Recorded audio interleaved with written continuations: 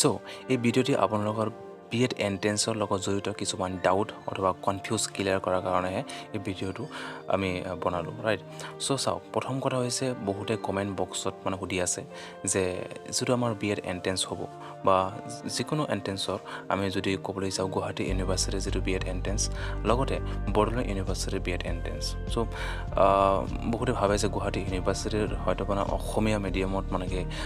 entrance এক্সামটো হ'ব কিন্তু হেনেকুৱা নাই আপোনালোকে যদি এটা যেটো নোটিস দিছে কালি যেটো নোটিফিকেশনটো পাবলিশ হৈছে আপোনালোকে হয়তো মানে বহুতে চাইছে নোটিসটো তাতে মানে এই নোটিসৰ আমি যাও যদি চাও ইয়াতে আপোনালোকে খুব সুন্দৰভাৱে চাব পাৰিছে এটা তললৈ যদি আমি স্ক্ৰল কৰো তাৰ পিছত ইয়াতে মানে ইয়াতে আদাৰ ডিটেইলছ অফ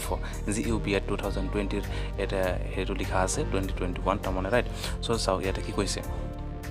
এটা যে 2 নম্বৰ পয়েন্টটো ইয়াতে দিয়া আছে যে test the test book list and OMR sheet যেটো আছে will be in English চাও ইয়াতে মানে খুব সুন্দৰভাৱে লিখা আছে যেটো আমাৰ বুকেট আৰু মানে যেটো OMR sheet হ'ব এটো খুব আমাৰ ইংলিশ মিডিয়ামত হ'ব ইয়াতে কোনো অসমীয়া মিডিয়ামৰ কথা ইয়াতে কোনো উল্লেখ কৰা নাই ওকে সো এই কাৰণে বহুতে মানে হুদে মোক এজনে কমেন্ট কৰি কৈছিলে যে দাদা মানে আমাৰ যেটো মানে গুৱাহাটী ইউনিভাৰ্চিটি B.Ed এন্ট্ৰেন্স এক্সামটো হয় সো হেতু বলে অসমীয়া মিডিয়ামত হয় মই কৈছো নহয় এটো তো অসমীয়া নহয় যোৱা বছৰত ইংলিশত হৈছিলে ওকে কিন্তু এই বছৰত ইংলিশত হ'ব আৰু এনেকুৱা মানে কি এতিয়ালৈকে গুৱাহাটী ইউনিভাৰ্চিটি কিন্তু B.Ed এন্ট্ৰেন্সটো আমাৰ অসমীয়া মিডিয়ামত পতা হোৱা নাই সো এই কাৰণে আপোনালোকে এটো মানে কেতিয়াও মানে শুনিব যে অসমীয়া মিডিয়ামত হ'ব বুলি ওকে সো ইংলিশত অলপ ট্রাই কৰক আৰু যেটো আমাৰ ইবুকটো আছে হেতু এটা আপোনালোকে এটা ৰিভাইজ কৰক এটা ৰিভাইজ কৰাৰ নিচিনা কোৱেশ্চনছ আছে এই কোৱেশ্চনছ বিলাক আন্ডাৰষ্টেণ্ড কৰক মানে কোৱেশ্চনছ আমি বুজিব লাগিব হয় বহুতে অসমীয়া মিডিয়ামৰ আছে মই জানো বেছিভাগই 80% অসমীয়া মিডিয়ামৰ পৰা আহিছে মানে যেটো মানে আমি B.Ed এন্ট্ৰেন্স এক্সাম দিম সো টেনচন কৰিব নালাগে কোৱেশ্চনছ কিন্তু হিমান মানে আমি কোৱেশ্চনছ বুজিব পাৰি যদিও অসমীয়া মিডিয়ামত হয় কোৱেশ্চনছ বিলাক আমি চালে গম পাম যে একচুয়ালি কি আমি যদিও মানে ডাঙৰ সেন্টেন্স বিলাক ইংলিশত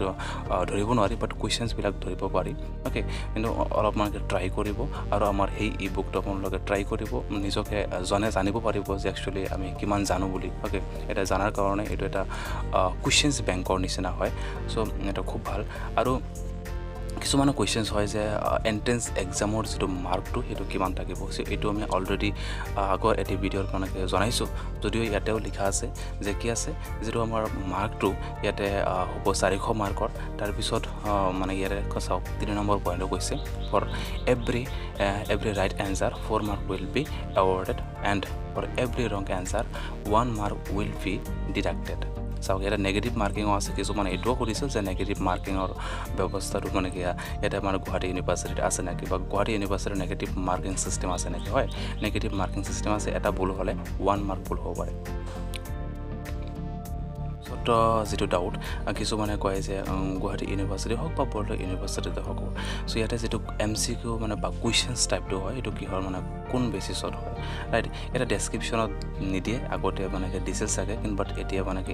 ডেসক্ৰিপচনত লিখিব নিদিয়ে এটা ডাইৰেক্টলি MCQ টাইপ দিয়া এটা লিখা আছে 1 নম্বৰ পইণ্টত MCQ টাইপ উইল বি মানে কি 4 অল্টাৰনেটিভ চুজ মানে চাৰিটা অপচন থাকিব চাৰিটা অপচনৰ পৰা যিকোনো এটা চুজ কৰিব লাগিব মানে অবজেক্টিভ টাইপ কোৱেশ্চনছ বিলাক হ'ব ৰাইট সো আপোনালোকে এটা ডিটেইলছ চাব পাৰে আৰু মানে যেটো B.Ed এন্ট্ৰেন্স এক্সামটো এটো মানে ইয়াতে ডেট দিয়া আছে আপোনালোকে মানে এটো চাব পাৰে ওকে এন্ট্ৰেন্সৰ এক্সামটো কেতিয়া হ'ব মানে ফৰ্ম ফিল আপটো কেতিয়া হ'ব চাওক ইয়াতে ওকে সো ইয়াতে খুব ডিটেইলছ আছে আপোনালোকে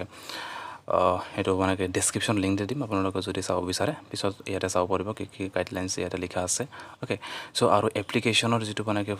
এন্ট্ৰেন্সৰ কাৰণে যেতিয়া আমি এপ্লিকেশনৰ ফৰ্ম ফিল আপ কৰিম তেতিয়া হেতু হৈছে কিমান টকা দিছে ইয়াতে 1100 টকা ওকে এইবাৰ